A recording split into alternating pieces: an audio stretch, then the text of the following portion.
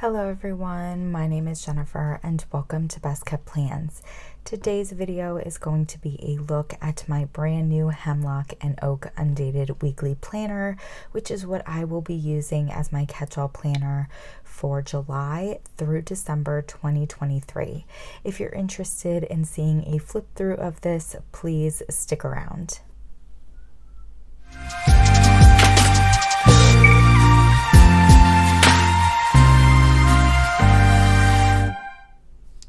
I am so excited to be sharing my new planner with you all. If you've been around here for a while, you'll know that for the first half of 2023, I was using a B5 Archer and Olive notebook.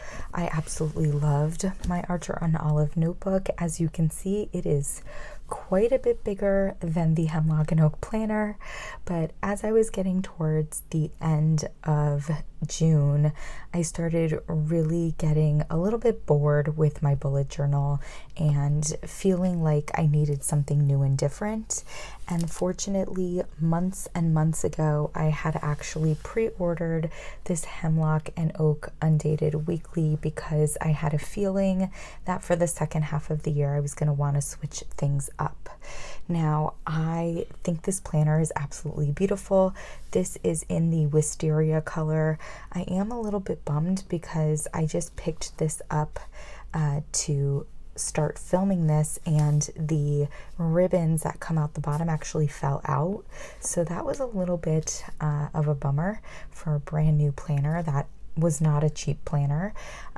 I don't really use the ribbon, so I'm not thinking it's going to affect me from a functional perspective, but you know, you want to make sure the quality of your product is really good, and it does seem like the quality of the Hemlock and Oak planners is really good, so I was surprised that they fell right out without me even pulling on them. If we open this planner up, I do want to do a bit of a flip through, but I also did pre-plan some of my July 2023 pages, and I wanted to share those with you as well. Normally, I'll do a bit of a plan with me for my July intro pages, but because this was a new planner, I kind of wanted to just plan on my own, not worrying about filming anything, and then go back to doing those plan with me's in the coming months. So in the beginning of the planner, there is a table of contents. There's a bunch of pages in the front about doing reflections and identifying different goals for yourself. I don't see myself utilizing these pages at all. I do think I might take a stab at these habit cultivation pages though. I have been doing a little bit of habit tracking this year, and while I don't feel like I've been super consistent with it, I kind of have the desire to be more consistent, so I feel like these would come in handy for me personally. And then we do have like a daily framework page, which I don't think I'll use. These yearly planning pages I'm definitely going to be using. These are going to take the place of my, basically like my year at a glance. Not really my year at a glance, but more of like my monthly log. In my current planner, I set up pages, future log, that's what I was looking for. I had a future log like this in conjunction with a year at a glance, and so I am definitely planning on using this yearly planning section, and they give it to you in this horizontal layout but also in a vertical layout. I don't see myself using the vertical layout, but I will definitely use this. And then I did put some clips onto this planner. These I think are from Midori, but I could be totally wrong. I was using them initially in my Hobonichi weeks when I had that as my on-the-go planner, but I thought they would work perfectly in this planner to kind of mark off certain areas or sections. The first clip is for the monthly overview section, and this is where I decided to put my currently page. I really enjoy doing a currently page. I think it's a fun way to basically memory plan in a sense. So this sheet over here where you have prompts for the month, I don't know that I'm going to use this all the time, but I did use an According to Allie sticker up top. There is a habit section down here, which I think wouldn't be a bad idea. There's also the self-care section here, which I think might be fun, but I did set up my Currently page already. I used my stamps from Everyday Explorers Co. I used some stickers from According to Allie, as well as these circle collage stickers from Create with Mandy, and then some washi tape. I definitely wanted to go fun and bright for July. And then these monthly overview pages continue. There's 12 of them. And then it goes into monthly reflection pages, or monthly review pages, I should say. And again, I don't know that I'll be using this at all, but it is nice to know that I have a full grid sheet here if I want to do something with it.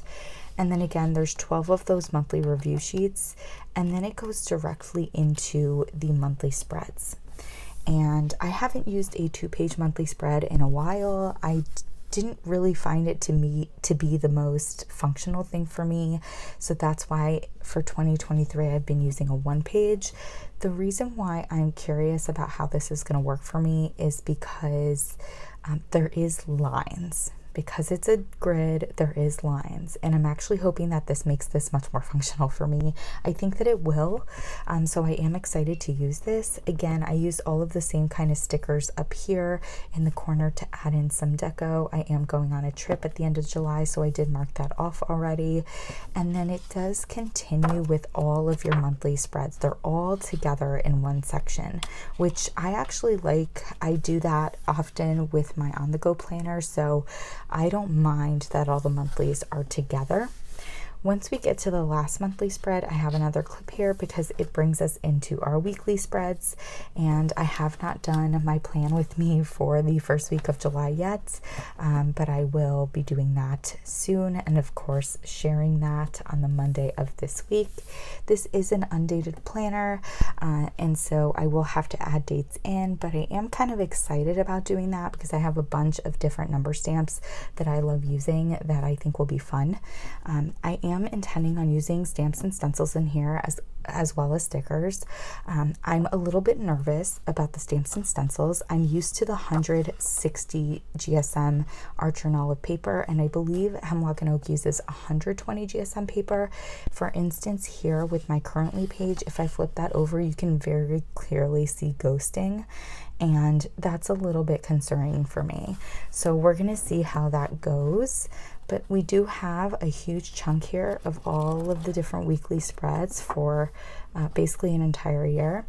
And then we get into these year-end review and reflection sheets, which again, I don't foresee myself utilizing, but at the end of this planner, there is a bunch of plain dot grid sheets, and I decided to use these as my monthly spreads for social media planning.